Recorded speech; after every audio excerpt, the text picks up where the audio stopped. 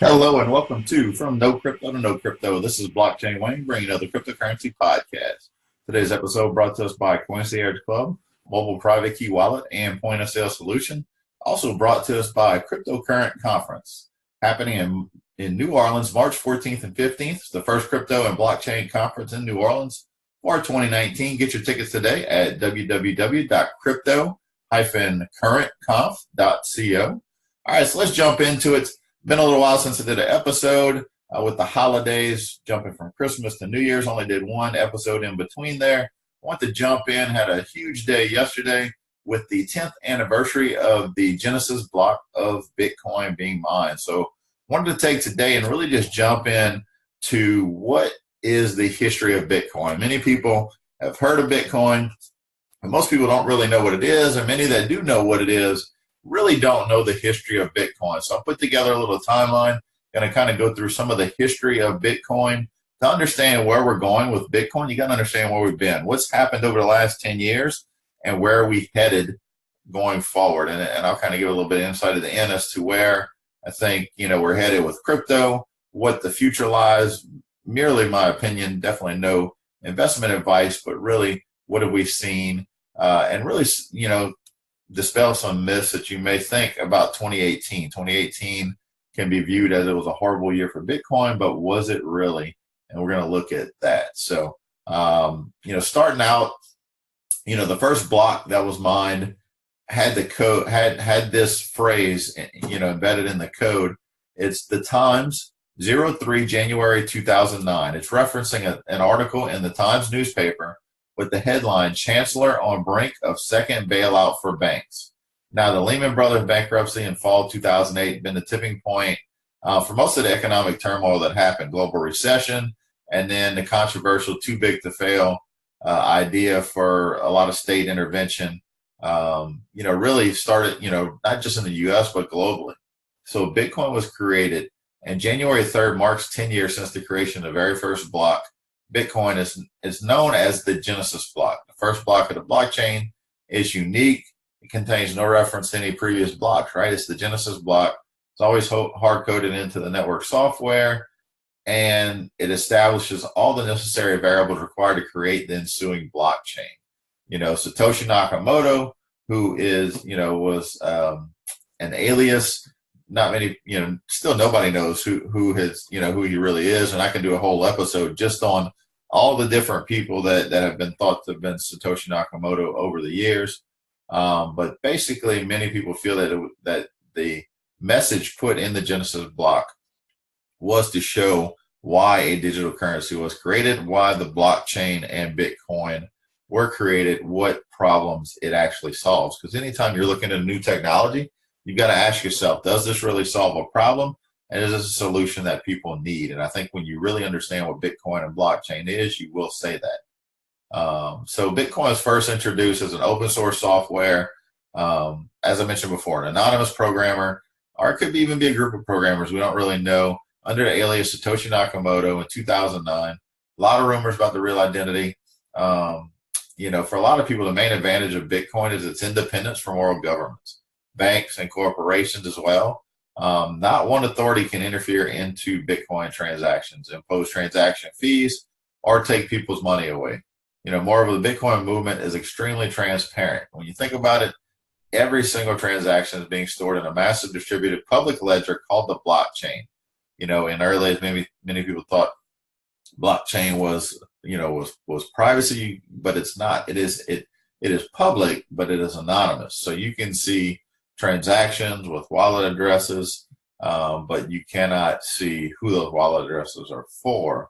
But there's been times where crimes have been, traced back to certain Bitcoin addresses.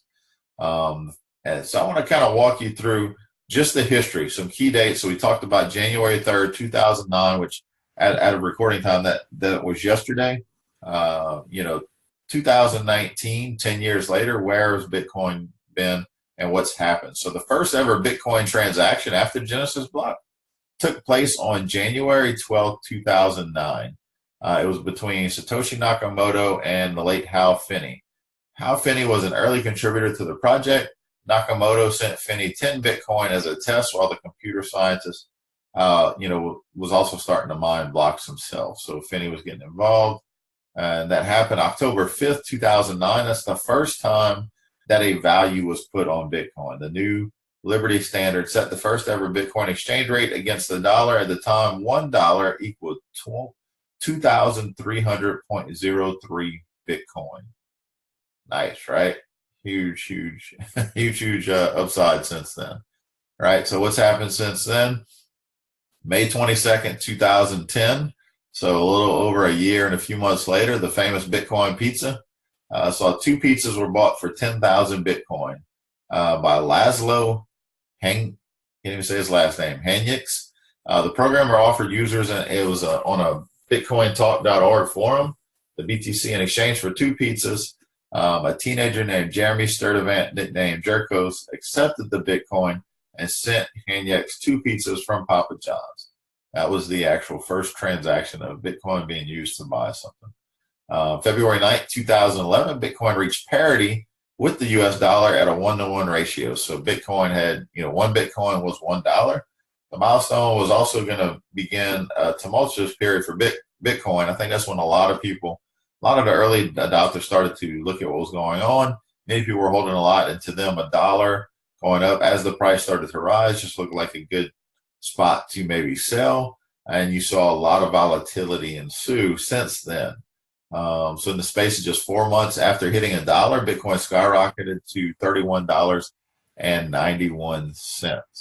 Right. So let's see what else we got here. So 4 days later, on June 12th, 2011, Bitcoin plummeted in value to $10.25. So after hitting $31.91, plummeted to $10.25 in the first major correction experienced by Bitcoin community. It was also kind of exacerbated by the first major security breach of Mt. Gox. That was June 19th, 2011. 7 days later, after the plummet to $10.25, then you had the first Mt. Gox breach, June 19th, 2011. And you look at what's going on after that. November 28th, 2012, was the first halving of Bitcoin rewards. Occurred when the block reward reduced from 50 to 25 Bitcoin after the 210,000 block was mined. So what happened was the first Genesis block was 50 Bitcoin per block, and that went on until November 28, 2012, where it halved the reward. The price of Bitcoin continued to climb into 2013, and it went past the $200 mark for the first time ever on April 9th, 2013. So you typically see when there is a halving, when the BTC reward drops for mining, you will typically, people expect an increase in price, which has happened each time so far. So just ahead of the 5th anniversary of the Bitcoin white paper, the infamous dark website Silk Road was shut down with 26,000 Bitcoin being seized. The price of Bitcoin dropped from $139 to $109 in a few short hours. So that happened. Next, by November 2013, the value of a single Bitcoin reached parity with an ounce of gold, over $1,000. It was short-lived. The price tanked again following this month, and then following the following month, and hit as low as $600 in that next dip. Right. So let's jump up to February 2014. You had rumors began circulating that Mt. Gox had been hacked, and the exchange suspended trading that month after a series of thefts. By the end of February, Mt. Gox CEO Mark Karpelès had resigned from his position on the board of the Bitcoin Foundation amid controversy at the exchange. Now, Mark Karpelès was also in the news this week, as he is in court today. Criminal proceedings from everything that happened at Mt. Gox, is still playing out today. Here we are. That was actually, still in December, but December 2018. Still dealing with the fallout from Mt. Gox. A lot of the assets that were still held by Mt. Gox had been seized. And we saw over the last year, one of the Mt. Gox attorneys in the bankruptcy proceedings had liquidated some of those assets already. So around 850,000 Bitcoin had been lost for Mt. Gox. And Karpelès blamed technical issues with the Bitcoin protocol. However, Bitcoin Foundation's Gavin Anderson refuted these claims at the time, pointing to the problems of Mt. Gox wallet software. Now, to back up a little bit, when Satoshi Nakamoto kind of withdrew from the scene and quit being active on the Bitcoin network, Gavin Andresen was appointed as kind of the head of Bitcoin org, and to kind of keep that face going. But even Anderson kind of withdrew slowly to give more power back to the community. So December 11th, 2014 was a big day. Microsoft began accepting Bitcoin payments, which was marking a big milestone for Bitcoin. And just, really just, 10 months after that, Bitcoin appeared on the front page of The Economist as a news magazine. And that was October 31st, 2015. July 9th, 2016, the second halving of Bitcoin mining rewards took place, with the BTC reward dropping to 12.5 for every block mined. So then, kind of quiet from through the end of 2016, and many people here may have started to hear a lot more about it come the dawn of 2017, because that was the start of what would be the biggest bull run in Bitcoin history. It breached 1,000 mark again, and that was the first time in 3 years. Remember, it happened 3 years prior. I mentioned that earlier. Bitcoin hit the mark again, January 2nd, 2017. That's kind of around the time I was just starting to get into this. June 11th, Bitcoin crossed the $3,000 mark. Now you saw some volatility from the $1,000 to $3,000 mark, some ups and downs. August 1st, 2017, a small part of the Bitcoin community, there was some controversy with proposed changes to the protocol, which was SegWit, and, Roger Ver, who advocated for an increase in the block size, ended in a hard fork from the original Bitcoin blockchain that gave birth to Bitcoin Cash. Now, Bitcoin Cash also just went through another fork, as you could call it, where, basically it went from Bitcoin and there was a fork, and it created Bitcoin Cash as well. And then Bitcoin Cash had a fork. So it was a fork of a fork. And now you're dealing with the Bitcoin Cash. One of them was called Bitcoin Cash ABC, and another one was Bitcoin SV, Satoshi Vision. It looks like Bitcoin Cash ABC is the one that so far has won out. That's the one that Roger Ver stuck with, and then Craig Wright, went on with Bitcoin SV. Still a lot of controversy, and a lot of unknowns about Bitcoin SV, whether or not it's even, the protocol is even worth anyone even holding. It's very, it hasn't been accepted by many exchanges yet. So, all right, back to 2017. So September 2nd, 2017, Bitcoin surpassed the $5,000 mark.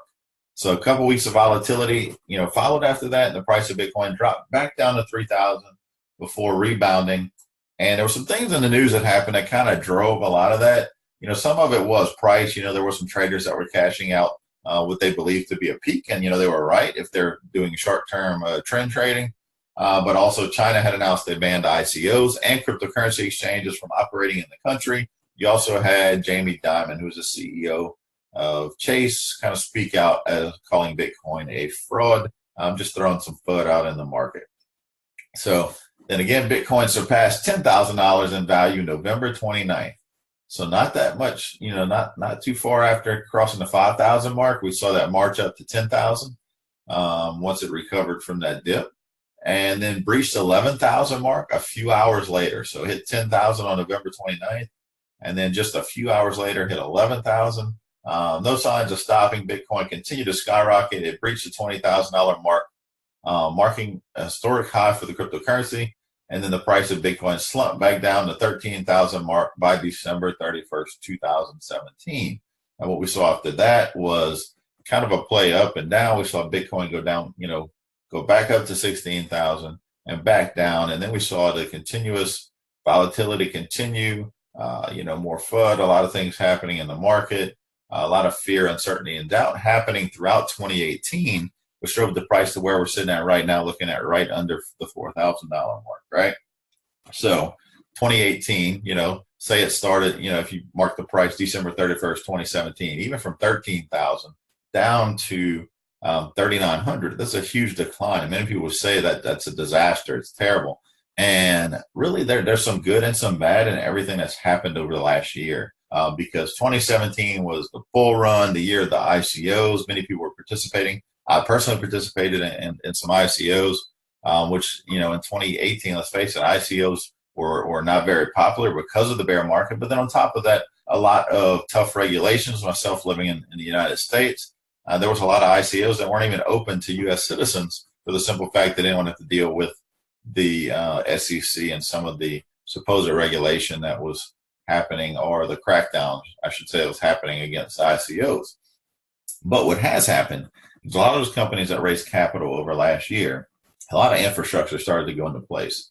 Blockchains being built, actual projects coming out, working products, use cases in some cases. Now we're nowhere near mainstream adoption yet. And there's some things that have to happen for us to hit mainstream adoption. But a lot of infrastructure was put in throughout 2018. So 2018 from a market price standard can be considered just not great, not good at all. But what you can look at is all of the infrastructure that happened. Now, not only that, there's a lot of people that got into crypto in, say, November 2017, December 2017, or even January, February 2018, with the intention of it being a get-rich-quick scheme, right? And it's not. It's not. But many people got into it that way. And a lot of those people have quickly exited with their tail between their legs because to them, they lost a lot of money and cashed out, right? But when you understand what Bitcoin, the history of Bitcoin is, and when I talk about Bitcoin too, every other cryptocurrency, needs to pay homage to Bitcoin because there's, thousands of cryptocurrencies out there right now. And to be honest with you, there's only a handful, if that are going to really hit mainstream adoption, some real use case. And a lot of them are going to die. And you can see that through history. If you look back at the top market cap coins 3 years ago on Coin Market Cap and compare it to today, there's some of those that are basically dead projects now. And 3 years ago, they were at the top of, not the very top, but they were towards the top of the market cap. So a lot of things have to happen for mainstream adoption. When you look forward into 2019, right, we've got to see price volatility. There needs to be some stabilization in there. But quite honestly, you've got to embrace the volatility. The volatility has shaken out a lot of bad players, as I mentioned earlier, because I mentioned a lot of people that came in for the get rich quick from an investment standpoint. But there's also a lot of bad players that created crypto companies that weren't really on the up and up. And we've seen a lot of those wash out over time. And the ones that had, the real infrastructure, real projects working, those are the ones that are going to thrive. 2017 was the bull run of speculation. Speculation drove it. There was no fundamentals. There was no technicals. It was just pure hype and speculation that drove that. The next bull run we're going to see, whenever or wherever that's going to happen, is going to be based more on the actual fundamentals of the projects, technicals, potential for adoption. And as I mentioned before, does it solve a real world problem? Because it doesn't solve a real world problem, then why create it, right? If you create a cryptocurrency just to have a cryptocurrency and it doesn't solve any problem, then what are you really doing, right? So you want to look at price volatility improving, right? They're working, we're starting to see that. You're going to see a lot of them stabilize and may not go up much from here, even though we may see Bitcoin as the halving happens again in the near future. And as we see more demand for Bitcoin, you're going to see that price maybe go up, but a lot of the other cryptos may not. You may not see a lot of rapid growth from those. Slow transaction times is another thing we've got to see. Change, the Lightning Network is solving a lot of that, but we're a ways off from mainstream use of the Lightning Network. But that could also solve a big problem when we look at transaction time. And then transaction fees. We've seen a lot of fees come down. But when you think about it, Bitcoin itself may not be designed, and maybe the Lightning Network will fix this, but it may not be designed for an everyday payment, micropayment system. It can be used as that, but, speed and just fees. But when you look at and you see organizations and companies move millions of dollars on the blockchain for just a mere few dollars, $5, $10, $15, $20 to move millions, think about that from a financial institution. If you'd be using a bank or if you'd be using a money transfer system, how much more would that transfer cost? I mean, you're talking thousands of dollars it would cost to move that at the minimum. And we've got to see more retailers start to accept crypto. We got to see more use cases in 2019 where we can go in and we can pay with crypto, right? You want to be a Bitcoin or a crypto advocate when you're paying in a place, ask them if they accept crypto. Do you accept Bitcoin? Do you accept crypto? And find out, because the more people that ask that, you're going to have retailers realize that they need to look for that option. The problem is if nobody's talking about it to them in the store, when someone talks to them, an advocate says you need to accept crypto in your business, they're going to say, I don't really have any demand for that, right? So we've got to make sure we're talking about that. Make sure consumers are off, talking about using crypto. I met some people at crypto conferences recently over the last year that have traveled, the country or the world, say, utilizing cryptocurrency. And every time they walk in that place, they ask, hey, do you accept Bitcoin? Do you accept crypto? Just to find out. So that's what needs to happen in 2019. So we can see Bitcoin has hit, some major milestones over the last 10 years, but there's still a road to go for mainstream adoption. You could say Bitcoin is a 10-year-old child right now, about to hit the teens. We're going to see what's going to happen. Hopefully a growth spurt again is coming in terms of price. But as far as infrastructure being put in, the Bitcoin network has never been so secure, has never been utilized as much as it is now. So we just want to make sure that we are all doing our part. And you're going to see this podcast focus on education over the next few years, right?